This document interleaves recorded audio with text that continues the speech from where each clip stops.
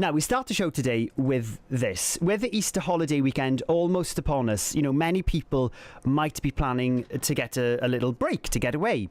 But one man from Sheffield is sending a warning to travellers about his holiday from hell. Steve Faulkner had a fall whilst snowboarding in Bulgaria last month and fractured 4 of his ribs and his collarbone.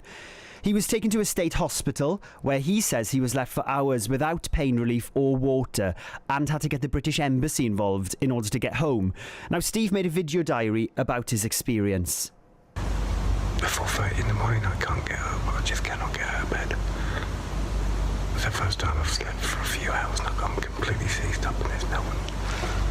I can't reach the buttons and the buttons don't work. I just want to go to the toilet and there's no one to help.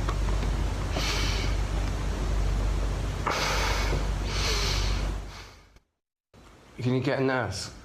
I just need help. I can't get up and I can't. It hurts to breathe and I can't get up and I need help. So I finally got up after an hour, which is a victory. And now it's the standing up bit. When I put weight on my leg, it sort of shoots up. The painkillers have completely worn off. I had one at 4 o'clock yesterday. And it's now, I don't know, like 6 in the morning but basically there's someone that empties the bins. But like 40 minutes ago she was asked to get help and nothing. I can't get hold of the insurance company now. Their emergency contact number, which just comes in with the thing saying, I'm sorry, the number is not available, which is awesome. So, but what is good is my lovely girlfriend Jo has got the embassy onto it now, just to try and get me some movement, some help or assistance, because like I said, I can't really travel on my own. Well, Steve joins me now. Steve, just listening to that, it does not sound great at all. I know, God. Yeah, it sounds terrible. Tell us a bit about what happened. Yeah, so first of all, this I really want this not to be a poor me thing. It's because I'm 44, I was all right, I'm fairly healthy. And it was a horrible experience, but it's more about if I'd been with my kids or if it was someone that was elderly, someone a little bit more vulnerable. Had the accident been, a little bit more serious, so it's more about that, because that was quite the rest of the video there's a bit more light-hearted stuff. Right, I see. But it was horrible, yeah. Yeah. Now, we've heard a clip from it. You made a kind of a vlog about it, a video blog. Yeah. Why did you decide to do that, sort of pull it all together and then, put it out there, essentially? Well, about a year ago, I started a little project, a bit less than a year ago, started vlogging on Facebook mainly, and part of it was because I like listening to people's stories. I think we can all learn a lot from our stories, from normal people, how we overcome challenges. I think a lot of social media is very much this peacocking thing. Isn't my life brilliant? I think it's important to be honest and authentic, and I'm a trainer, so I think that's very important, that sort of thing. So I started doing it anyway. So and there's a bit there's my vlogs on YouTube. If you're interested, it's Steve Faulkner on YouTube. And so I do that. And I like the idea of looking back in years, and we've got this great opportunity to see bits of our lives, for my kids to see who their dad was. So it's kind of something I do anyway. And it's just, I don't want to forget it as well. I don't want, even weeks later, even the hideous stuff in your life, it starts sort of fading away, and I don't want to, because I think I learned quite a lot from it. And I think people can learn quite a lot from it.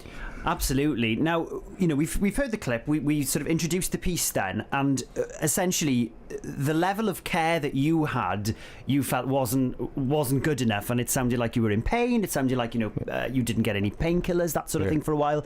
So essentially, you were surprised at how poor the care that you received was. Is that right? Yeah, and I think the insurance company wrote back yesterday, I think, saying something along the lines of, you've got to understand it's not like the NHS. And of course, I've been around the world and I've been in hospitals in developing countries.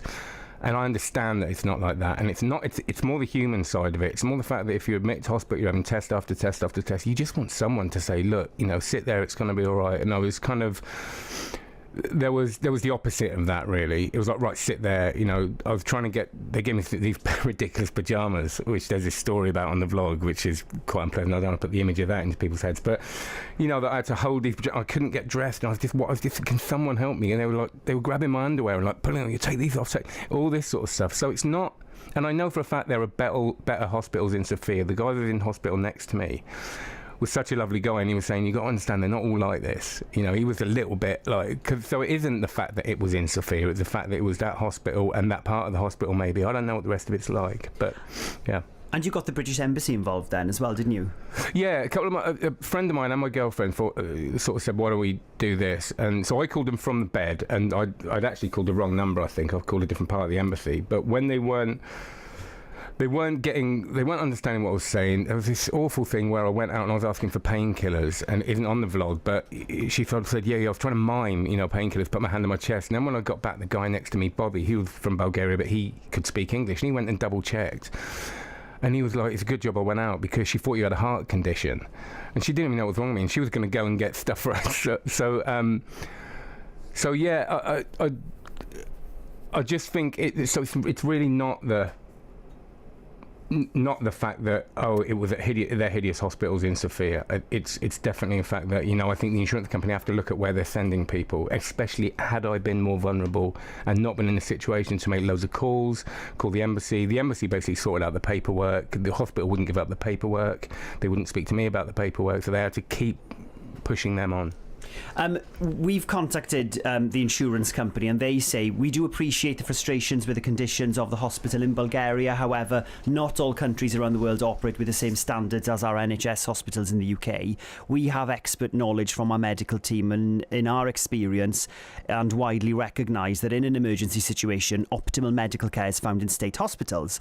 We're genuinely sorry for Mr. Faulkner's experience in Bulgaria. We understand that it must have been a frustrating and distressing time. And really, really quickly, I've got to go to travel now in a second. On that note, I mean, you take out medical insurance, and do you kind of expect to be sent to a state hospital, though? And they're going to vary around the world, aren't they, in standards? I don't mind a state hospital. It would have been nice to have somewhere to wash your hands, to have someone clean, have some care, and have some medication.